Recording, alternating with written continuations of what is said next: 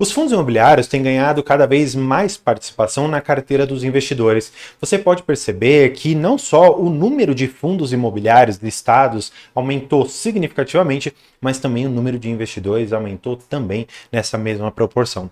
Só para você ter mais ou menos uma métrica, em mais ou menos ali 4, 5 anos atrás, nós tínhamos menos de 200 mil investidores em fundos imobiliários. Hoje, o dado que eu tenho mais atual aqui para vocês é de que hoje, em junho, né, o último dado aqui que eu tenho, é na ordem de 2 milhões e 700 mil investidores de fundos imobiliários, quase ali alcançando, portanto, os seus 3 milhões de investidores, de cotistas de fundos imobiliários das mais diversas categorias.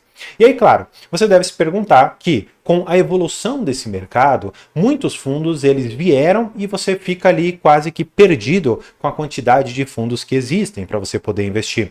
E aí você se depara com uma outra pergunta. Tá, eu devo investir em apenas fundos dessa gestora? Eu devo investir apenas em fundos de tijolo? Eu devo investir apenas em fundos de crédito? O que será que eu devo fazer? E aí, claro, você vai ali na internet e acaba se deparando com alguns vídeos meus sobre diversificação, vê de alguns outros colegas aqui também do YouTube, e você fica com aquela dúvida. Tá, será que eu devo então fazer aquela diversificação?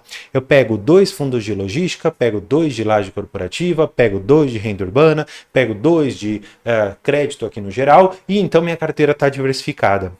Eu, quando comecei a investir, acabei caindo nessa besteira de ouvir esse tipo de diversificação e seguir ali à risca e colhi muitos resultados negativos, mas também, claro, tive resultados positivos na medida que você consegue escolher um ou outro bons fundos imobiliários ao longo da sua trajetória. Portanto, só para a gente iniciar, esse vídeo aqui eu não vou te falar especificamente sobre diversificação, apesar de que eu vou dar uma introdução a respeito disso para a gente situar onde você deve mais ou menos achar aquele momento ótimo, aquele ponto em que você fala, tá, se eu estiver daqui até aqui, eu estou bem, se eu estiver em alguma aqui das pontas, talvez já não faça mais sentido. E aí por isso que esse vídeo é fundamental para você e depois eu vou te falar sobre esses erros que eu cometi e como hoje eu faço a escolha de alguns fundos imobiliários, tá bom? Então, vamos lá para um PowerPoint que eu fiz aqui para vocês. O primeiro de tudo, né, entender por que você precisa diversificar. E é claro, diversificação é importante. E aí você pode se deparar, por exemplo, com alguns posts que você vê no Instagram, de você diversificar em ações, fundos imobiliários, ETF, ativos internacionais, renda fixa. Isso daqui pode ser um bom panorama para você iniciar sabendo quais são os ativos que existem. Só que eu ainda acho isso aqui muito pouco, muito cru, para você simplesmente falar, tá, vou diversificar nessa proporção aqui de 20% e vai estar tudo certo.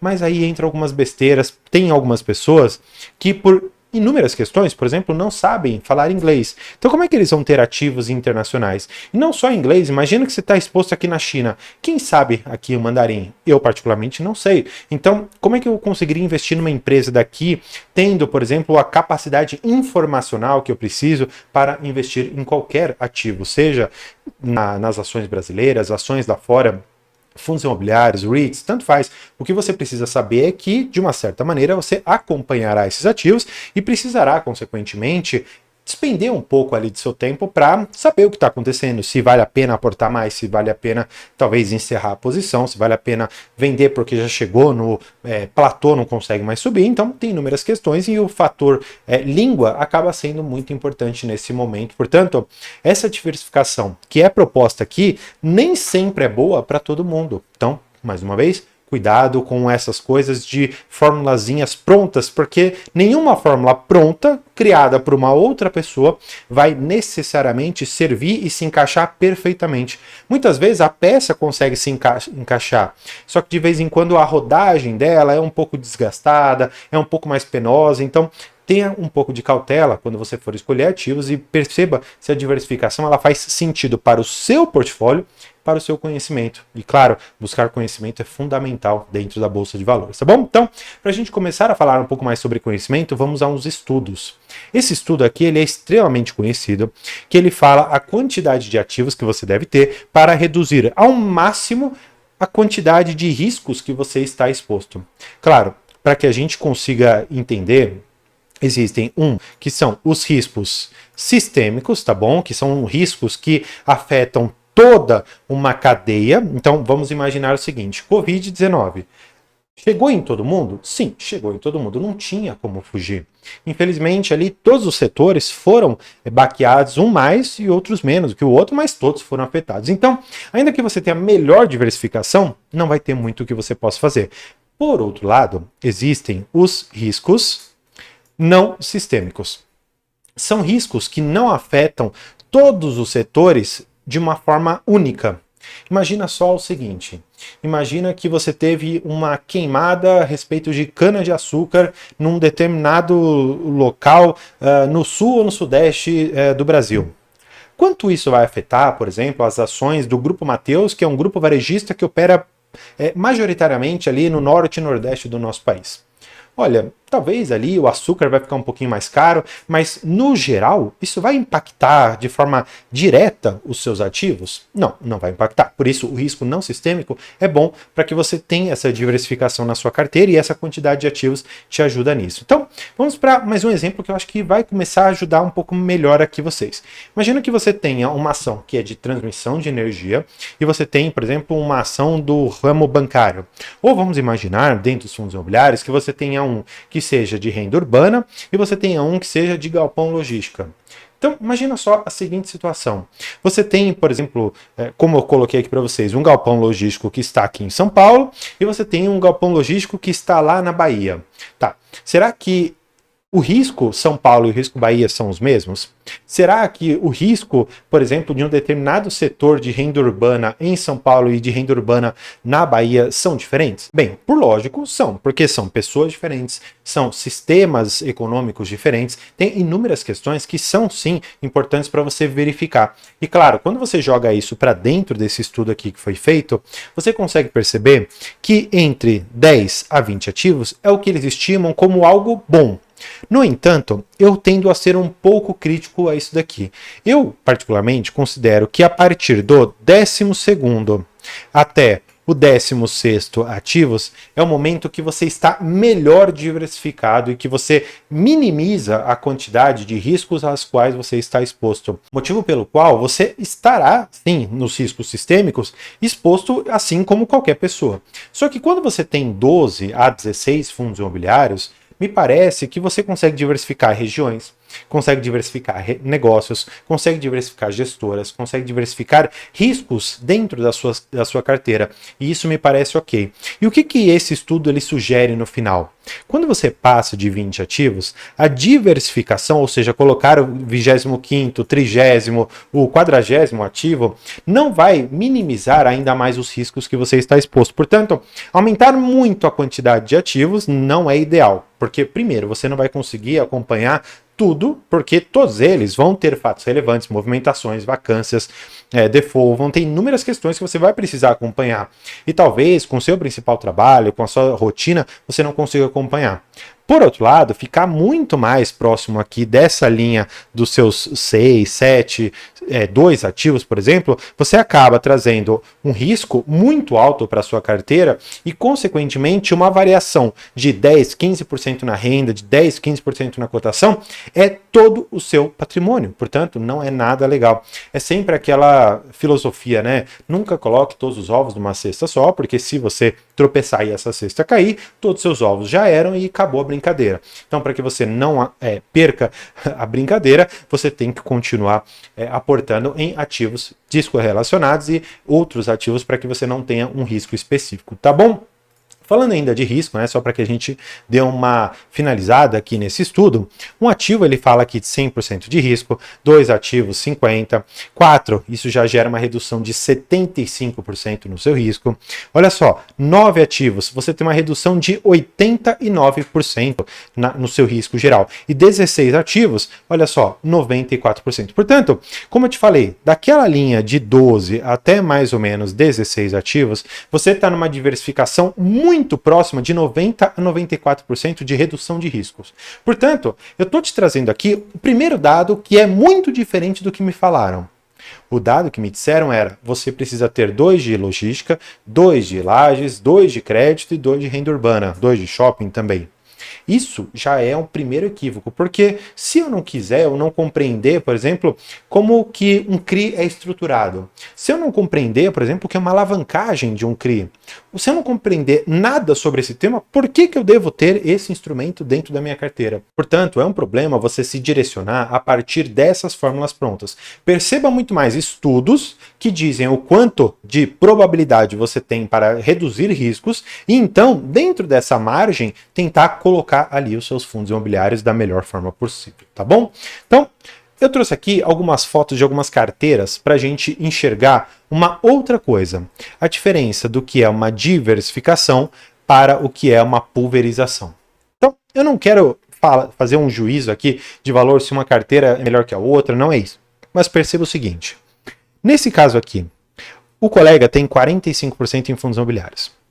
Sendo que alguns fundos imobiliários, como MXRF, BTLG, correspondem a valores razoáveis. Mas perceba que aqui, do VISC em diante, você tem uma gama muito grande de fundos que talvez já não faça tanto sentido você ter aqui em carteira. Trazendo, portanto, dentro daquela linha que eu mostrei para vocês do gráfico, uma diversificação que chega a beirar a pulverização. Porque o risco que você tenta diminuir, ele acaba não sendo efetivamente diminuído pela inclusão de 2 ou 3 novos ativos ali dentro, tá? Então, é uma forma de você enxergar isso daqui também, tá? Outra carteira, né? E aí, claro, só tem ações, mas eu quero mostrar mais ou menos a diferença, tá? Por mais que ele tenha apenas ações aqui, perceba que a maior ação dele tem apenas 10%. E considerando toda a outra parte da carteira dele aqui, você vê que ela tem aqui a sua diversificação e ela me parece estar bem equilibrada, o que é bastante positivo. E aí entra mais uma vez aquilo que eu falei da carteira para vocês. Você vê, por exemplo, o pessoal falando de 25% numa classe, 25% na outra, e o pessoal segue. Só que eles acabam se esquecendo que a diversificação precisa ser interna também. Não basta você ter 25, 26% em fundos e ter, por exemplo, como está nessa carteira aqui, ó, quase 13% em HGLG, quase 8% em VISC e quase 6% em HGBS. Sendo que HGBS e VISC estão numa única classe, que é de shopping. Então, mais uma vez, vamos lá. Eu quero trazer você para esse gráfico, porque ele é muito importante quando eu falo de risco sistêmico. Imagina a seguinte situação desse colega. Ele tem HGBS e ele tem VISC. Imagina, por exemplo, uma pandemia que enfrentou, especialmente dentro dos shoppings, uma situação muito peculiar de fechamento. Então, a pessoa que fala, olha, eu tenho 26% de fundos imobiliários. Só que, desses 26%, nós vimos que 13% estava em HGLG, 7% aqui praticamente estava em VISC e 6% estava em HGBS. Nesse caso aqui, 13% da sua renda está comprometida com shoppings, então você não trouxe uma diversificação. Você ficou aqui, ó, no risco muito alto. Está aqui com 3 ativos. Então, olha só o risco que você tem. Você está com uma diversificação baixa, um risco correlacionado de 45%, o que é muito alto, e numa eventual crise que possa acontecer em qualquer dos setores aqui de fundos imobiliários, você pode ser pego no contrapé e, infelizmente, a sua carteira pode começar a render muito menos, tá bom? Depois que você entendeu tudo isso, eu quero mostrar para você alguns ramos de fundos imobiliários para você começar a enxergar por onde você pode começar as suas pesquisas. Existem ramos que a gente evita começar, porque são ativos que têm por si só poucos fundos imobiliários, baixa liquidez, ou uma tese por detrás que não é tão legal, como, por exemplo, hoje em dia, agências bancárias, educacional, o pessoal também não tem gostado muito. Fundos de hospitais também o pessoal não gosta muito, porque você basicamente tem dois grandes e a liquidez deles é muito baixa.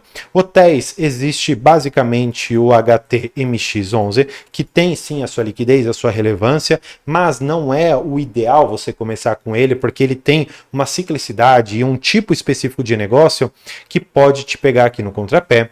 O pessoal também não gosta muito de imóveis residenciais, porque é uma tese que ainda não se provou. E o que o pessoal mais gosta?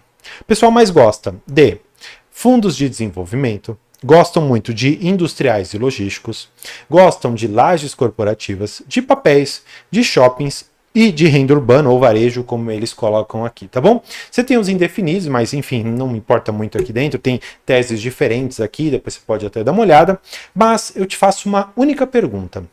Você que é iniciante em fundos imobiliários, você que talvez fique com medo de fazer uma escolha que talvez não possa ser acertada, será que existe um caminho que eu diversifique minha carteira e deixe na mão de alguém que é experiente a gestão da escolha, da venda e da manutenção de determinados ativos?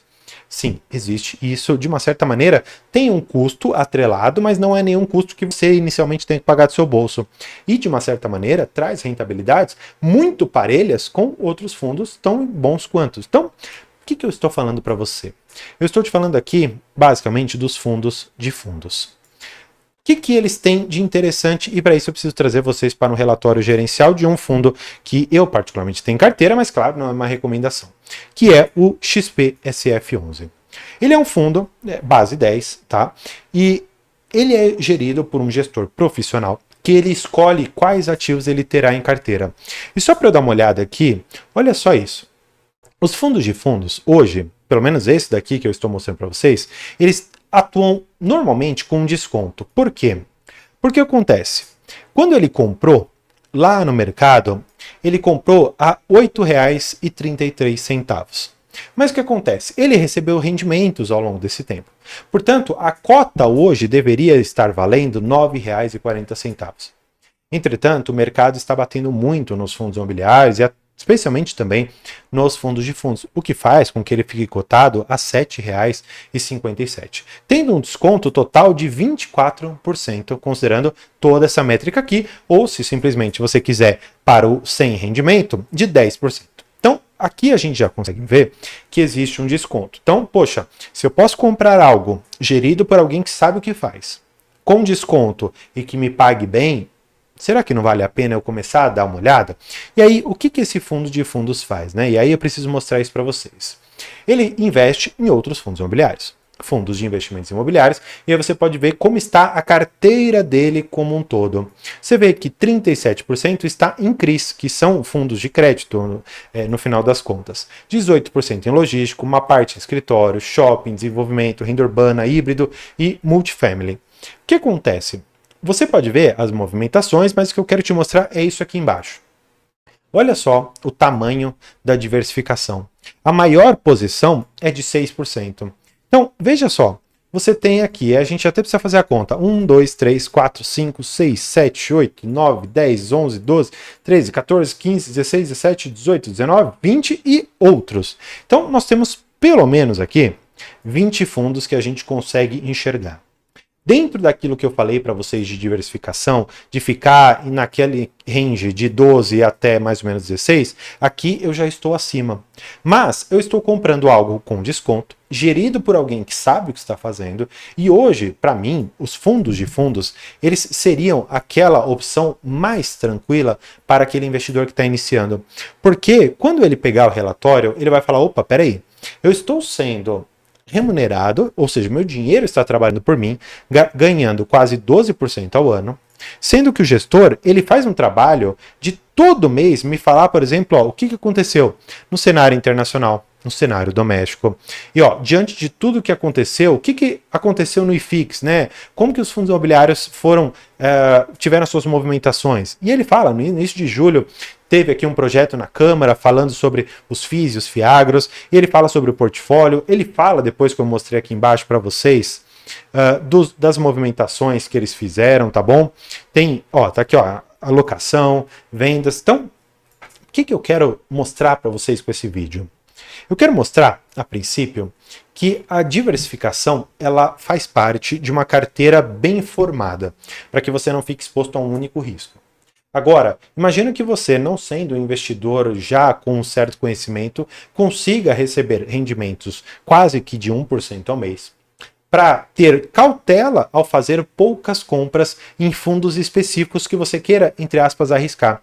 E para que a gente fale de arriscar, eu vou trazer mais uma vez vocês aqui para a tela, porque eu sei que muitas pessoas fazem isso. Pegam um site, fixam aqui, ó, rendimentos acima de 11%, fixam aqui também o maior dividendo e falam, opa, maravilha, vou comprar a Deva 11, vou comprar o IEC, vou comprar o Urca, vou comprar o Risakin e o KSR. Maravilha, vou comprar esses aqui, vou receber 15, 16, 17%, vou fazer isso daqui para minha vida toda e com 15 anos ali de investimentos, eu já estou multimilionário aposentado. Aí que vem o problema. Olha só o que aconteceu, por exemplo, no Deva, tá bom? Pegar um prazo de 5 anos. Você pode ver que o Deva ele já chegou a ser cotado, isso é uma cotação ajustada, tá? A R$140. E ele teve uma queda de 73%. Ou seja, eu estou falando aqui de um fundo que destruiu o valor para o seu cotista desde então. Portanto, procurar pelo dividend yield nunca é a melhor solução para você que é um pequeno investidor. Quando você tem uma carteira bem formada e você quer arriscar em algum outro ativo, maravilha, eu acho que é possível quando você já tem maturidade. Mas, se você não tiver a maturidade suficiente para fazer boas alocações, conhecer como os fundos imobiliários funcionam, entender se existe ali uma discrepância entre aquilo que ele vale e aquilo que ele está sendo cotado, cuidado, para que você não seja pego como alguns tantos cotistas de Deva, TOR, HCTR foram pegos e que tiveram perdas patrimoniais na ordem de mais de 90%, como o exemplo que eu dou é o TOR de 11. Então, cuidado com o tipo de alocação. Use esse vídeo para que você não caia no erro que eu caí, de pegar uma fórmula supostamente pronta para você, tentar se encaixar nela e perceber que não é o caso. Só para você continuar dando uma olhada no que eu estou querendo te falar, vou deixar um vídeo sobre a minha carteira de investimentos para você ver quanto que eu recebo de rendimentos de fundos imobiliários todos os meses, o que já me fortalece muito nos meus aportes mensais. Então, vou deixar esse vídeo com você e a nossa área de membros para você continuar vendo os benefícios que eu posso trazer. Por hoje é isso, muito obrigado e tchau!